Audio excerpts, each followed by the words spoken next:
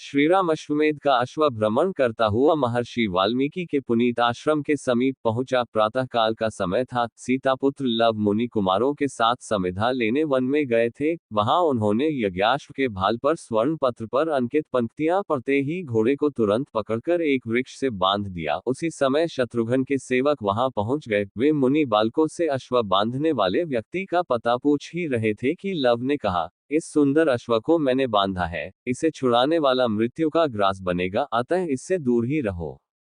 बेचारा बालक है, ये कहकर शत्रुघ्न के सैनिक आगे बढ़ ही रहे थे कि लव ने अपने बाणों से उनकी भुजाएं काट डाली। सेवक व्याकुल होकर शत्रुघ्न के पास भागे। उन्होंने शत्रुघ्न जी से कहा, राजन, प्रभु श्रीराम की मुखाकृति के तुल्य एक बालक ने हमारी ये दुर्दशा की है और उसी ने अश्व को भी बांध लिया है।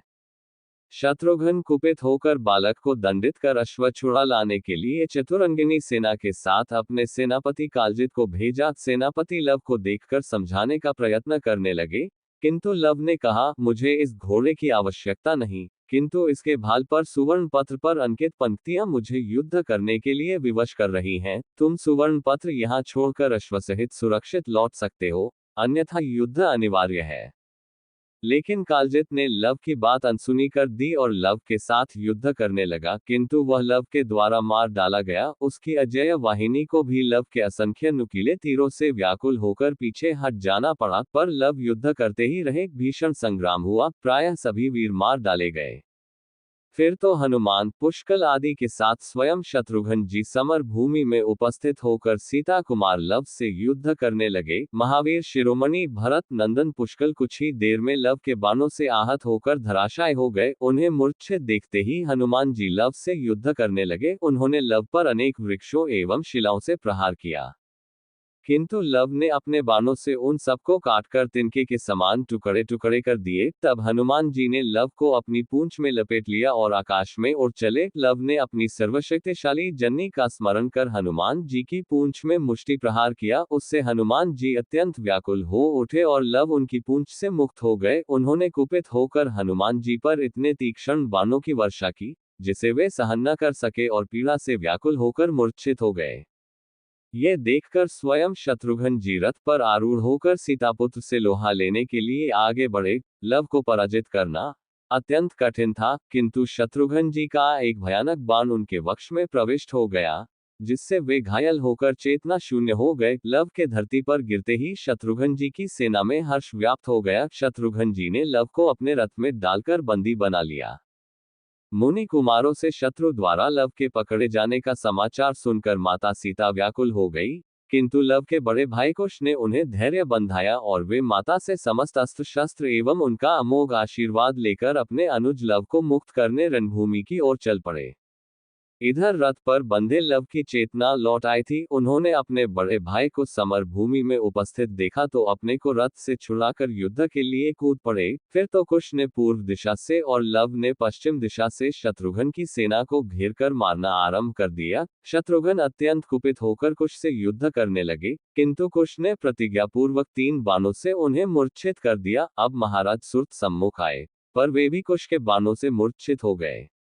ये देखकर हनुमान जी ने अत्यंत क्रोध से एक विशाल शाल का वृक्ष उखाड़कर कुश के वक्ष पर प्रहार किया। कुश ने माता सीता का स्मरण कर एक भयानक संहारास्त्र उठाया और उसे हनुमान जी पर चला दिया। उस दुर्जय शस्त्र को हनुमान जी सह न सके और मूर्छित होकर पृथ्वी पर गिर पड़े।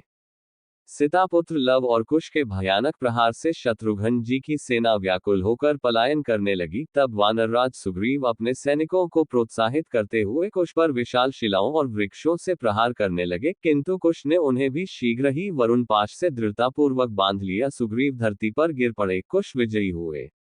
लव और कुश दोनों भाई हनुमान जी और सुग्रीव को अच्छी तरह बांधकर मनोरंजन के लिए अपने आश्रम पर ले चले। माता सीता ने अपने पुत्रों को सकुशल लौटे देखा तो अत्यंत प्रसन्न होकर उन्हें हृदय से लगा लिया, किंतु हनुमान जी और सुग्रीव पर दृष्टि पड़ते ही वे अधीर होकर कहने लगी, पुत्रों, ये दोनों वानर परम पराक्रमी एवं अत्यंत सम्मान के पात्र हैं। ये लंका को भस्म करने वाले अंजनानंदन हनुमान एवं ये वानर भालुओं के अधिपति सुग्रीव हैं। तुमने इन्हें क्यों बांध लिया? इन्हें सभी छोड़ो। माता सीता के आदेश से हनुमान जी और सुग्रीव का बंधन खोलते हुए लवकुश ने कहा, माँ, अयोध्या के प्रसिद्ध राजा दशरथ के श्रीराम नामक कोई पुत्र अश्वमेध यज्ञ कर रहे हैं। उन्होंने अश्व भी छोड़ा है, जिसके ललाट पर बंधे हुए सुवर्ण पत्र पर लिखा है, सच्चे क्षत्रिय इस अश्व को पकड़े, अन्यथा मेरे सम्मुख नतमस्तक हो। उस राजा की धृष्टता से हमने घोड़े को पकड़ लिया और श्रीराम के भाई शत्रुघ्न सहित उनकी विशाल वाहिनी को भी मार डाला है। ये सुनकर माता सीता ने दुख से व्याकुल होकर कहा, पुत्रों, तुम लोगों ने यह बड़ा अनुचित किया। तुम्हें पता नहीं, वह अश्व तुम्हारे पिता का ही है। तुम शीघ्र ही उस अश्व को भी छोड़ दो। लव कुश ने विनयपूर्वक निवेदन किया, माँ, हम लोगों ने महर्षि के उपदेशानुसार क्षत्रिय धर्म का ही पालन किया है, अब उस उत्तम अश्व को छोड़ देते हैं।